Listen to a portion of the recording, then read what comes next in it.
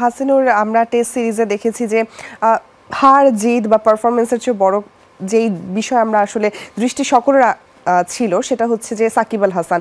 আর test series শেষ, এবার টি-20, সাকিবের নতুন করে কোনো আপডেট আছে কিনা আপনার কাছে? সাকিবের একটা আপডেট আছে। সাকিবের একটা আপডেট আছে এই অর্থে যে সাকিব ঘরের মাঠে গিয়ে টেস্ট খেলে বিদায় নিতে চেয়েছেন।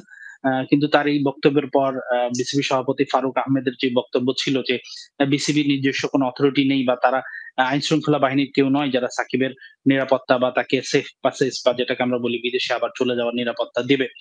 তখন থেকেই কিন্তু একটা সংঘাত তৈরি হয়েছিল। এরপর যুব ক্রীড়া উপদেষ্টা সাকিবকে নিয়ে একটা বক্তব্য করেছিলেন যে খেলোয়াড় সাকিবের নিরাপত্তা তারা দিবেন, কিন্তু রাজনৈতিক সাকিব যে ব্যক্তিত্ব সাকিব তার নিরাপত্তা দেওয়া কঠিন। তখন থেকেই কিন্তু একটা ধোঁয়াশা তৈরি হয়েছিল যে আসলে মনেই হচ্ছিল, আমরা ধরেই নিয়েছিলাম যে 99% হয়তো বা 90% এটা যে এই কানপুর টেস্টেই সাকিবের ক্যারিয়ারের শেষ টেস্ট। সেই হিসেবেই কিন্তু আমরা গণমাধ্যম কর্মীরা কালকে সাকিবকে ছোট্ট একটা ক্রেস্ট দিয়েছি ফুল দিয়ে। আ যদি এটা তার শেষ ম্যাচ হয়ে থাকে আমরা একটু তাকে একটা গুড ফিল দেওয়ার চেষ্টা করেছি। কিন্তু আ আমার মনে হয় না, এখন মনে হচ্ছে যে এটা সাকিবের শেষ ম্যাচ নয় হয়তো। কারণ একটাই, সাকিব কালকে যাওয়ার সময় দুষ্টামি করে বলছিলেন, দুষ্টুমি করে নয়, সাকিব তো এভাবেই বললেন। তিনি বলেছিলেন যে, "ভাই মিরপুরে দেখা হবে, মিরপুরে গিয়ে ইন্টারভিউ দিব আপনাদেরকে।" তো সাকিবের এই, আমার মনে হয় যে সাকিব মিন করেই কথাটা বলেছেন।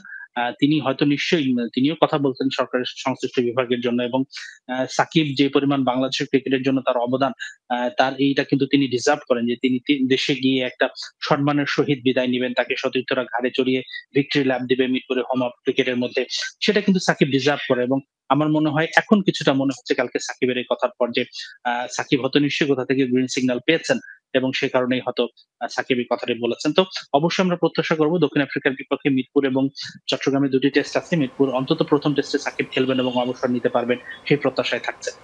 একেবারে সেই প্রত্যাশা আমাদেরও থাকছে। হোপফুলি তার শেষটা সেভাবে হবে। অসংখ্য ধন্যবাদ হাসিনুর যুক্ত হওয়ার জন্য।